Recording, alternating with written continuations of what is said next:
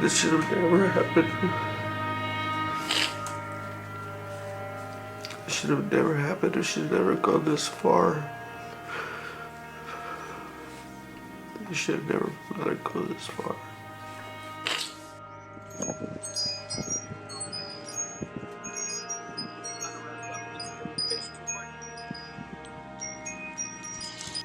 My brother was always like kind and loving, you know, we'd always get into fights, but like he was just like really sweet, and he always had like a good idea and like a good idea about life and like being positive. He loved to hang out with his family, his grandpa and grandma, and he loved fishing. It was his passion. Offshore fishing with me or inshore fishing in the lagoon. I believe that what his friends thought of him at that age made a lot more impact on his daily life, because he spent so much time at school that, you know, that was pretty much his little world. Pretty much over the years, over the 8-9 years that we've known each other, we didn't have a day apart from each other. I mean, he was just like an actual brother.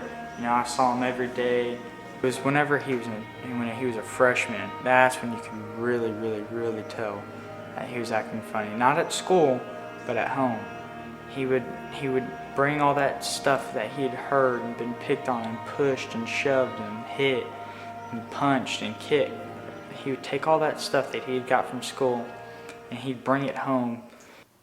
Life started getting harder for him. Junior high, like the kids really started to pick on him. They would, you know, like push him and like shove him and just call him like, you know, mean things, especially for him being Asian and Mexican. You know, they would like call him names in the locker room and like tease him, you know, say you chink-eyed boy, you know, just mean things. Kids are really mean. Or whatever. He was a little pudgy back then. He had a growth spurt and got real slender and tall. And, you know, you kind of think that things would change, and that since he wasn't, you know, chunky anymore, that they wouldn't pick on him as much or something. Why would a group of people, or more than just, you know, a handful of individuals go after, you know, one guy and like on and on and on? Like, I can't even put my finger on it, like, why Teddy? I think it's just like, almost like a mindset they got that they're better than everybody else. My mom pulled him out, like, I think either before or after spring break out of school. He was just in his, like, just a depressive mood. He was so upset because he had told his mom, he had told his grandpa, he had told his dad, he told his sister, he told his friends, he told the people at school, and he said that these kids that were picking on him were untouchable. He had so much hatred built up inside and so much defeat from the things that he was going through. And he tried to walk away from me, and I told him, we gotta talk about this now. And he tried to push by me. Then I grabbed a hold of him and I held on to him so tight. I told him, I love you, son. I love you. Please talk to me. And he was so angry. He just kept trying to get away. He started screaming, I hate everybody. I hate you. I hate mom. I hate everybody. Nobody's helping me.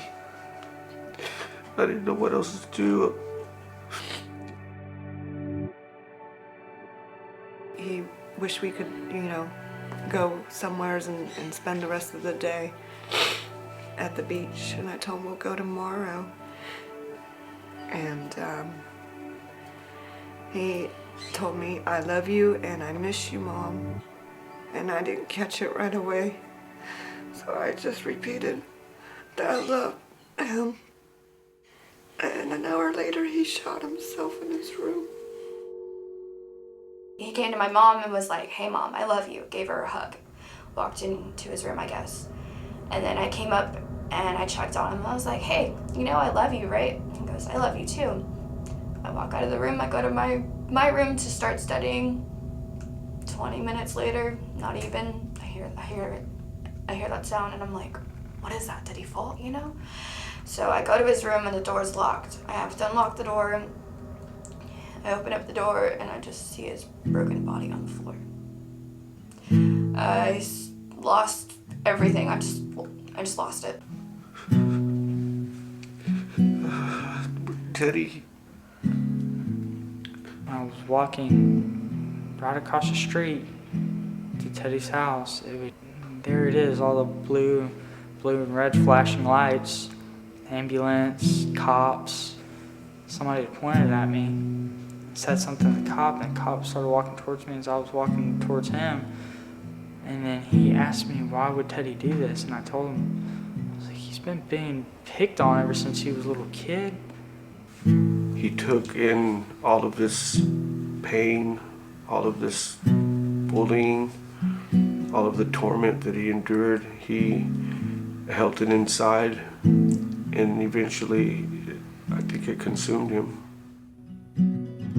Maybe I go 'cause I'm chasing something. Maybe I go 'cause something is chasing me.